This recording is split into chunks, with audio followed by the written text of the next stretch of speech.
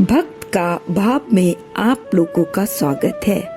अब हम आपको कार्तिक मास के 5वें अध्याय की कथा सुनाएंगे।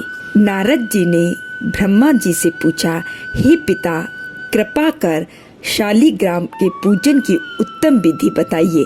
ब्रह्मा जी बोले, गंडकी नदी के उत्तर में 40 कोस दूर तक की पृथ्वी महाक्षेत्र कहलाती है। यहाँ शालिग्राम और गोमती चक्र पाए जाते हैं। गोमती चक्र युक्त चरणामृत लेने से मनुष्य की मुक्ति हो जाती है। शालिग्राम युक्त चरणामृत मनुष्य के लिए मोक्ष प्रदायी है। विश्वास एवं श्रद्धा से लिया चरणामृत रोगनाशक होता है और आयुवर्धक माना जाता है। हे पुत्र, जो मनुष्य भगवान शालिग्राम का पूजन करता है वह अवश्य ही जीवन मुक्त हो जाता है। वत्स, पूजन का आधार है श्रद्धा। पूरी श्रद्धा से भगवान का कीर्तन करना चाहिए। अतः जो मनुष्य पूरी श्रद्धा से कीर्तन में गायन करता है, वीणा, बांसुरी या मृदंगिनी बजाता है, वह भगवान को अति प्रिय होता है। इसके साथ ही मंत्रों द्वारा उच्चारण करते हुए भगवान की पूजा करनी चाहिए। हे नारद, पूजन भले ही मंत्र अथवा क्रिया विहीन हो, मगर श्रद्धा से रहित नहीं होना चाहिए, क्योंकि श्रद्धा से किया गया पूजन ही पूर्ण फलदायी होता है। अब नारद जी ने पूछा, हे पिता, कार्तिक मास में जो दीप दान किया जाता है उसका महत्व कहिए। ब्रह्मा जी बोले, हे पुत्र, दीप दान के लिए दीप चाहे सोने का हो, चांदी, तांबा, आटा अथवा मिट्टी कैसा भी हो सकता है।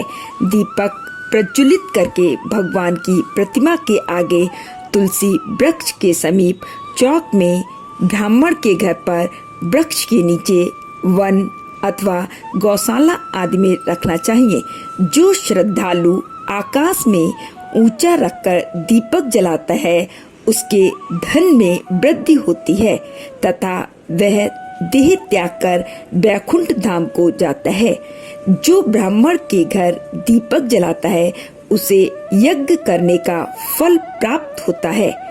दीपदान करने वाला भगवान से इस प्रकार प्रार्थना करे कि हे भगवान, मैं आपके निमित्त दीप जलाता हूँ।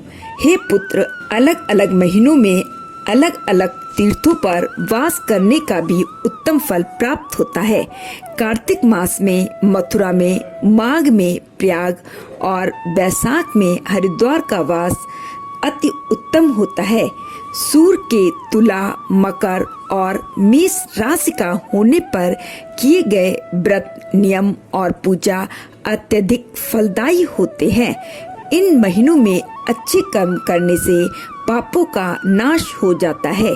हे पुत्र, जिस प्रकार सूर्य के भय से अंधकार, गरुड़ के भय से सर्प, सिंह के भय से मृग, वज्र के भय से पर्वत, पवन के भय से मेघ तथा ज्ञान के भय से दुख दूर भाग जाते हैं, उसी प्रकार तीर्थों के दर्शन से सब पाप नष्ट हो जाते हैं। हे नारद, कार्तिक माह में स्नान, जागरण, तुलसी सेवन, दीपदान और भगवान के मंदिर में सफाई आदि करना उत्तम सेवाएं मानी जाती हैं। इस माह में भगवान की कथा और कीर्तन अति उत्तम और मनवांछित फल देने वाले होते हैं। यहाँ तक कि कथा सुनकर श्री नारद जी ने पूछा, हे परमपिता, पूर्व जन्म के पापों के विषय में बताइए। पूर्व जन्म के पाप कैसे जाने जा सकते हैं? ब्रह्मा जी बोले, हे पुत्र, मनुष्य कभी कभी अपने अनेक जन्मों में से किसी एक जन्म में किए गए पाप का दंड भोगता है। मनुष्य योनि भोग योनि कही गई है, अतः यह जानना कठिन है कि मनुष्य कब किस जन्म में किए गए पाप का दंड भोगता है और किस रूप में भोगता है। परंतु शारीरिक कष्ट, अपयश, कलंक, धनहानि, पुत्र क्षति आदि सभी पूर्व जन्मों के पापों के फल हैं। हे नारद, भगवान का नाम स्मरण, सेवा, दान से मनुष्य अपने पापों से मुक्त होता है।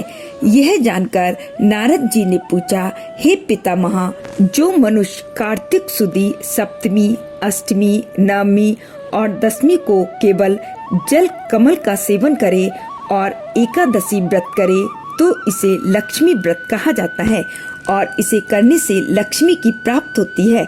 हे नारद, भगवान का नाम स्मरण, सेवा, दान, व्रत से मनुष्य अपने पापों से मुक्त होता है। आज की कथा यहीं समाप्त होती है। अब हम आपको आगे अगले अध्याय की कथा सुनाएंगे। राधे राधे।